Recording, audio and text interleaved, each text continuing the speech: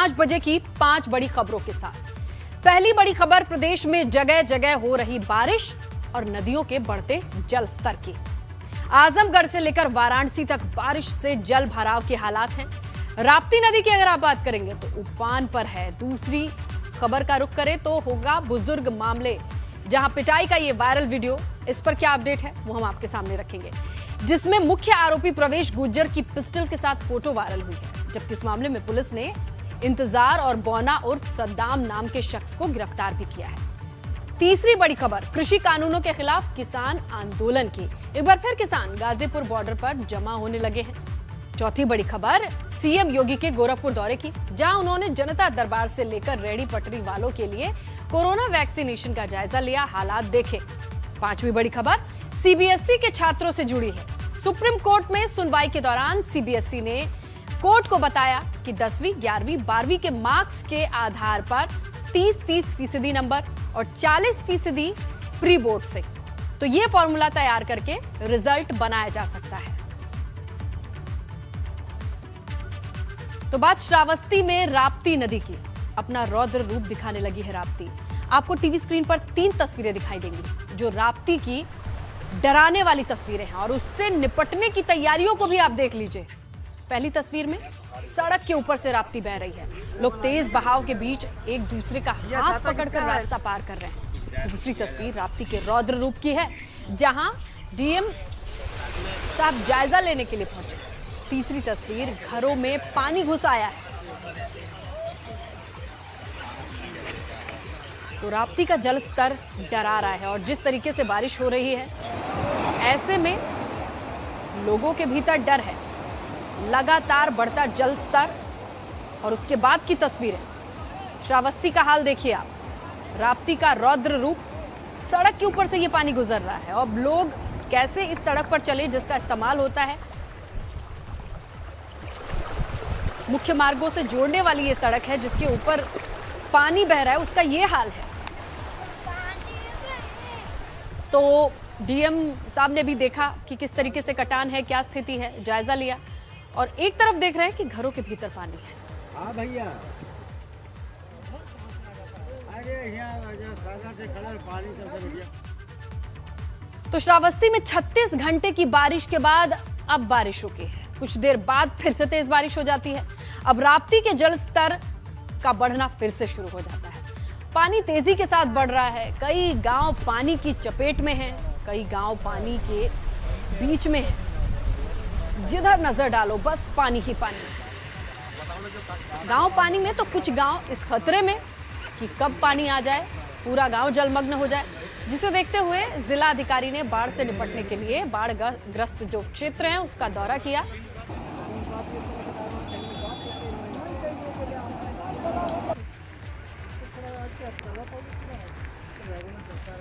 तो श्रावस्ती की तस्वीरें हैं, जहां तक नजर जाएगी आपको सिर्फ और सिर्फ पानी नजर आएगा।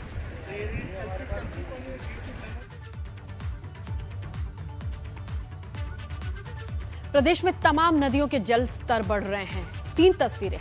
पहली तस्वीर गोरखपुर में राप्ती के रौद्र रूप की। दूसरी तस्वीर गोंडा की, जहां बाढ़ का खतरा बढ़ गया है। तीसरी तस्वीर यहां भी राप्ती का कहर है।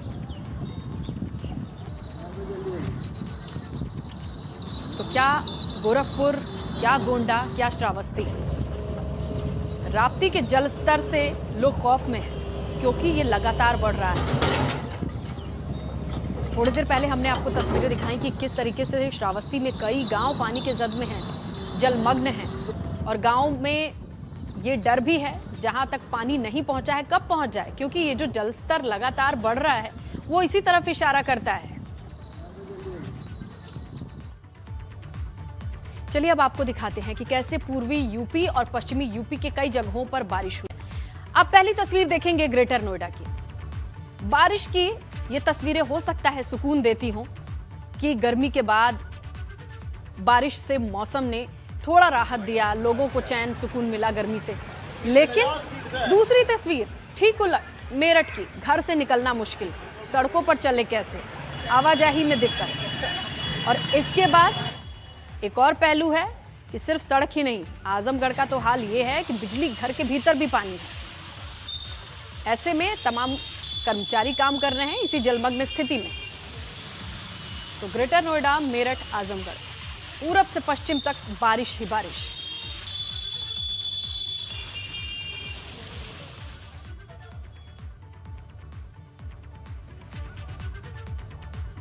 एटा से बड़ी खबर मिल रही है। एटा में मानसून की पहली बारिश हुई, जहां बारिश से लोगों को गर्मी से राहत तो जरूर मिली, लेकिन जगह जगह पानी इकट्ठा हो गया, लोग परेशान हैं।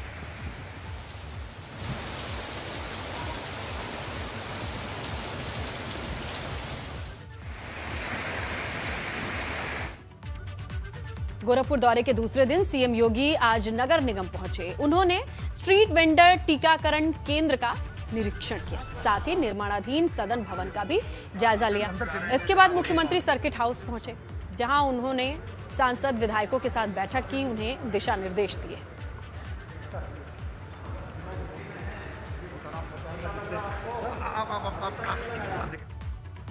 – 2022 की तैयारियों में जुटी भाजपा के लिए निषाद पार्टी के अध्यक्ष संजय निषाद का ताजा बयान सामने आया है, और यह बयान झटका भरा साबित हो सकता है। संजय निषाद ने कहा कि अगर भाजपा उनकी बातों को नहीं मानती है तो वो भाजपा से अलग होकर विधानसभा चुनाव में अपने प्रत्याशियों को उतारेंगे। संजय निषाद के मुताबिक उन्होंने भाजपा से विधानसभा की 72 सीटें मांगी है, जिस पर निषाद पार्टी को अपनी जीत सुनिश्चित लग रही है। साथ ही ये भी जान लीजिए कि प्रदेश की 160 सीटें निषाद बाहुल्य इलाकों से आती हैं। संजय निषाद ने यह साफ किया है कि हमने भाजपा अध्यक्ष जेपी नड्डा से मुलाकात करके अपनी बात सामने रखी है, जिसमें उन्होंने बातें मानी जाएंगी, ऐसा भरोसा भी जताया है।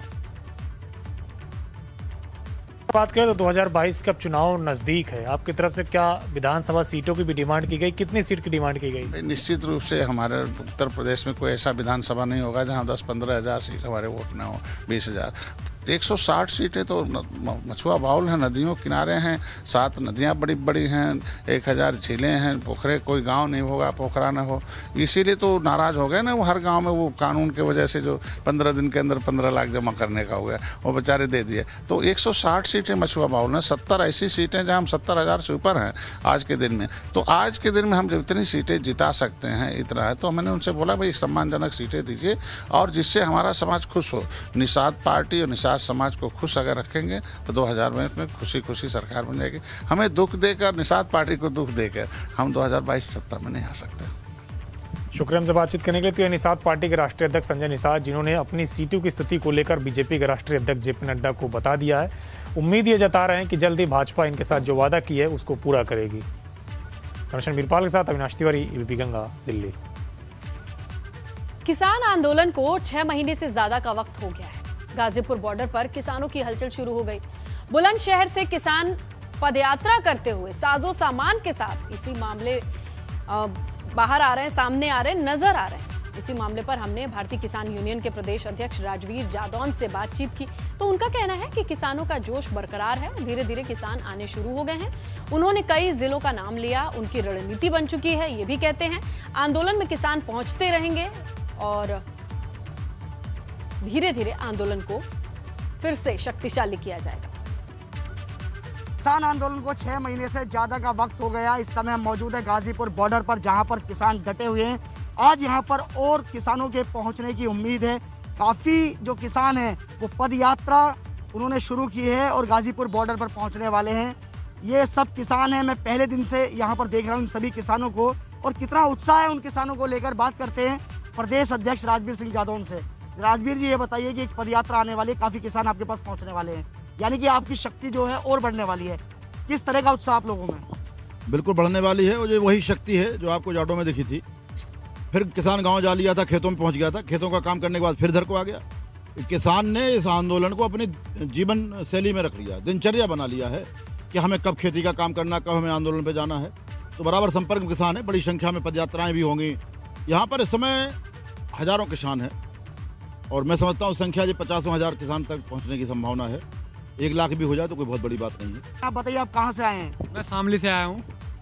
ये बताइए कि आप कितने दिन हो गए आपको यहाँ पर, और अभी और किसान यहाँ पर पहुँचने वाले हैं, आपके शामली का क्या रुख है, ये बताइए। जल्दी हजारों किसानों की संख्या में गाजीपुर बॉर्डर के लिए कूच करेंगे, और हम लोग जब तक सरकार काले कानून वापस नहीं लेती तब तक लगातार लड़ाई जारी रहेगी। सरकार से काफ़ी नाराज़गी है क्योंकि किसानों को यहाँ पर 6 महीने से ज़्यादा का वक्त हो गया यहाँ पर बैठे हुए। ये सभी किसान हैं, ये सभी किसान भाई हैं और इनका साफ तौर पे ये कहना है कि काफ़ी दिन से सरकार ने हमारी आवाज़ नहीं सुनी है, लेकिन अब सरकार को हमारी आवाज़ सुननी होगी और एक बार फिर जो किसान हैं गाजीपुर बॉर्डर पर पहुँचना शुरू हो गए हैं ज़्यादा से ज़्यादा संख्या में।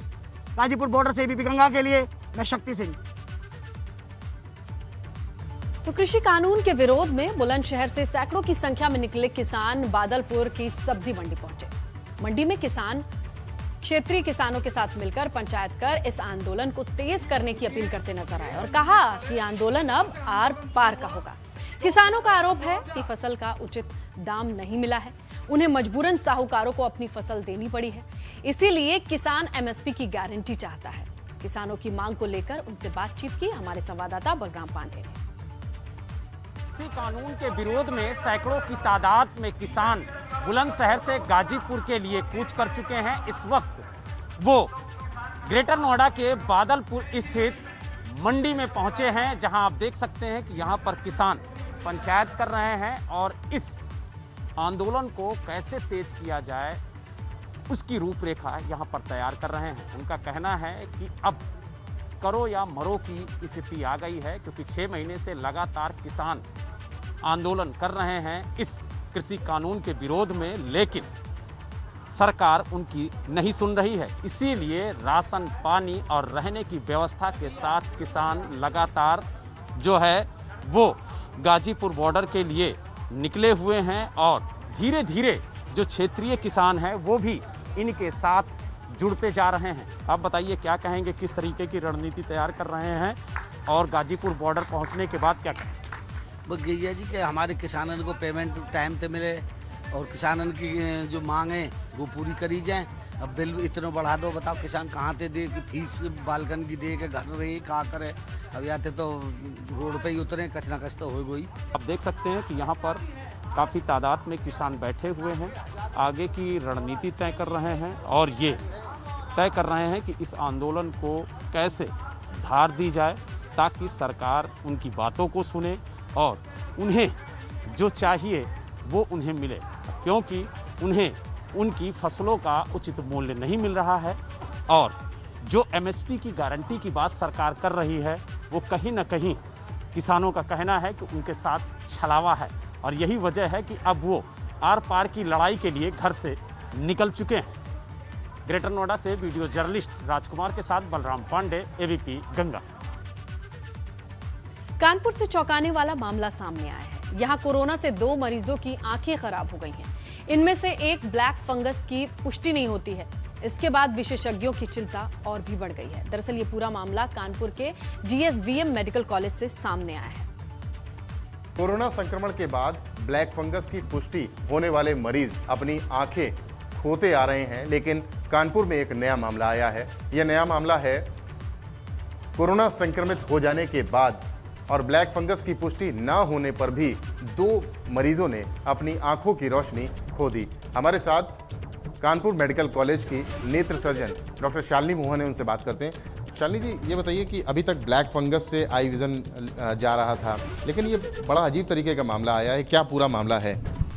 इसमें आप तो सब जान रहे हैं कि ब्लैक फंगस थोड़ी ख़राब बीमारी जिससे आंखों की रोशनी पेशेंट्स की जा रही है। तो ऐसे ही हमारे इमरजेंसी में 2 पेशेंट्स ऐसे आए जो कि पोस्ट कोविड पेशेंट्स थे और उनकी आंखों की रोशनी चली गई थी।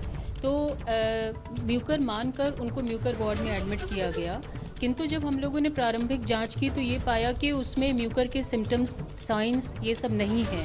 तो फिर उनकी फर्दर टेस्ट वगैरह इन्वेस्टिगेशंस किए गए और ये पाया गया कि उनकी जो आंखों की आर्टरी होती है, सेंट्रल रेटिनल आर्टरी, वो ब्लॉक हो गई थी और उसकी वजह से उनकी आंखों की रोशनी चली गई थी।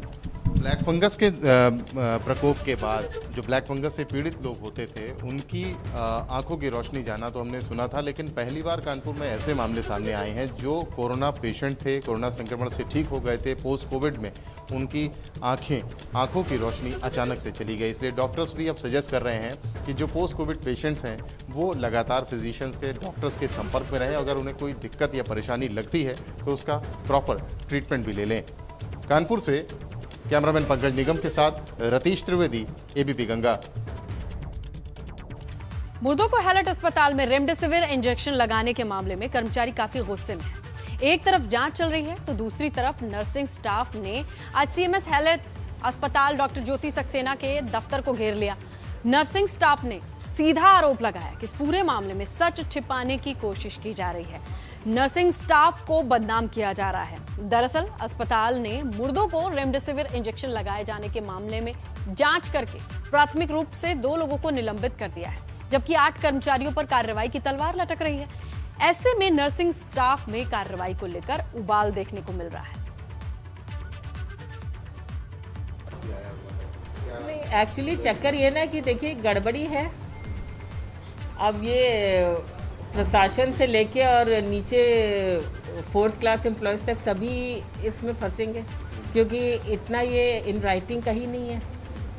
हमको भी नहीं मालूम कि किसने गड़बड़ी करी है, लेकिन जब तक ये प्रूफ नहीं हो सकता तो हम सभी शक के दायरे में हैं। नर्सिंग स्टाफ ने तो बहुत ड्यूटी करी है। ये तो पीपीई किट पहन के ऊपर जाता था, अपनी ड्यूटी करता था, तो अब क्योंकि वो ड्यूटी पे था तो इसलिए इन लोग का भी नाम आ रहा है। मुर्दों को रेमडेसिविर इंजेक्शन देने के मामले में विवाद थमता नहीं दिख रहा है।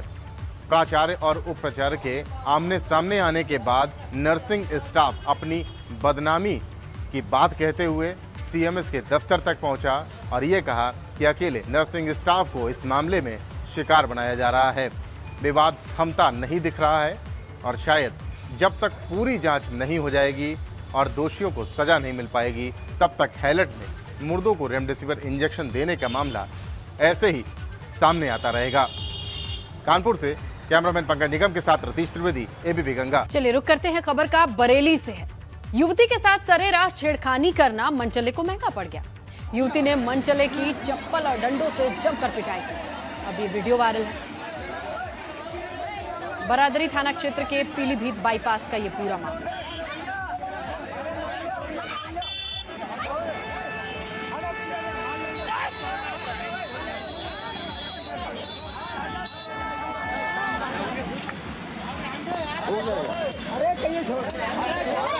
बरेली की तस्वीरें हैं जहां बीच सड़क पर तमाम लोग हैं, शख्स की पिटाई करते नजर आ रहे हैं। आरोप है कि इसने छेड़खानी की थी।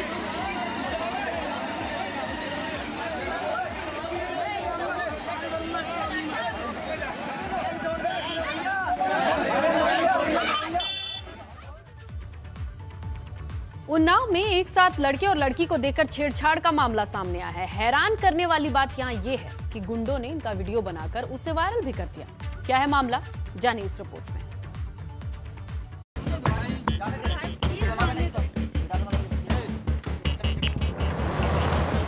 भाई इतनी बेइज्जती क्यों कर रहे हो भाई? यार तुम लड़की की इज्जत है भाई, तुम समझते हैं? ये तो सरासर गुंडई है। हम सिर्फ बात करने आए थे भाई। धीरे-धीरे बोलो, कोई कुछ कर तो नहीं रहा। लड़के के साथ वैन में बैठी लड़की से छेड़छाड़। अरे चाबी लो। भाई किसी की इज्जत समझो भाई, यार तुम समझते कि लड़की नहीं समझ रहे। अच्छा ये बताओ। ये उन्नाव से आई शर्मनाक तस्वीर है, जहां मगरवाड़ा चौकी क्षेत्र के उमराव खेड़ा में कुछ गुंडे एक लड़के और लड़की को वैन में अकेला बैठा देखकर उसके साथ छेड़छाड़ करने लगते हैं।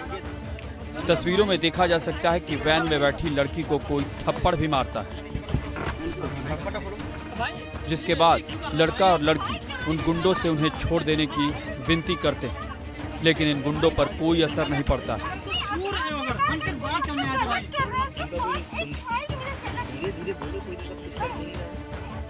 और गुंडे वैन में बैठे दोनों का वीडियो बनाकर उसे वायरल भी कर देते हैं। फिलहाल पुलिस के लिए ये वीडियो मुसीबत बन गई है। पुलिस के मुताबिक ये वीडियो 1.5 साल पुराना है। ये 1.5 साल पहले का वीडियो है। अभी तक जो प्रारंभिक जानकारी हुई है उसके अनुसार 1.5 साल पुराना वीडियो है, जिसको रंजिश के तहत प्रथम दृष्टया इसको वायरल कराया जाना सामने आ रहा है। अभी इस संबंध में कौन कंप्लेनेंट है ये आइडेंटिफाई नहीं हुआ है और वीडियो के आधार पर हम लोग इसको चिन्हित करके आवश्यक कार्रवाई करेंगे। बहरहाल ये मामला गंभीर है और पुलिस को आरोपियों को जल्द से जल्द गिरफ्तार करना चाहिए, जिससे उन्हें बेनकाब किया जा सके। एबीपी गंगा के लिए उन्नाव से आशीष की रिपोर्ट।